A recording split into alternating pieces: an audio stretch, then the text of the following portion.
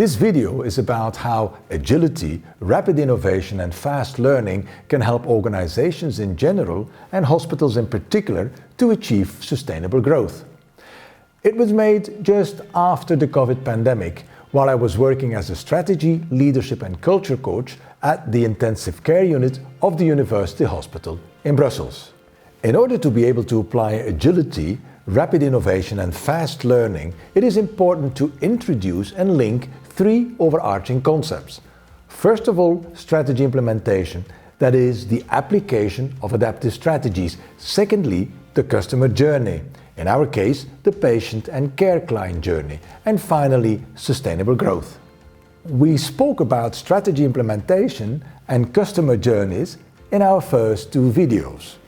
We can now turn to the third and last overarching concept, sustainable growth.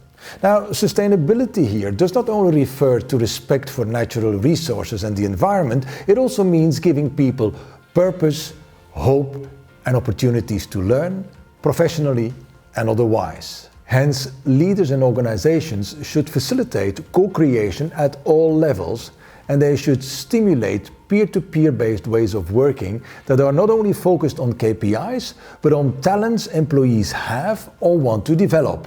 In order to make all of these possible, leaders need to tilt their company, school or hospital from a vertical structure, vertical ways of working, to a more horizontal enterprise.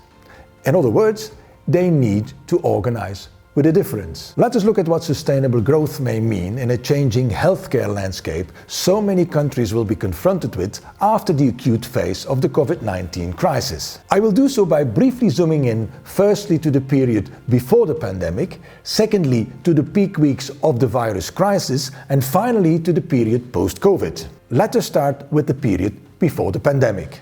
In Belgium, we have been grappling for decades with a complex and very expensive healthcare system that continues to try to guarantee excellent value-based healthcare but struggles to lower the cost of the system. On the other hand, medicine in general is shifting from a curative to a more preventive model, also thanks to new technologies such as artificial intelligence, augmented reality in combination with big data.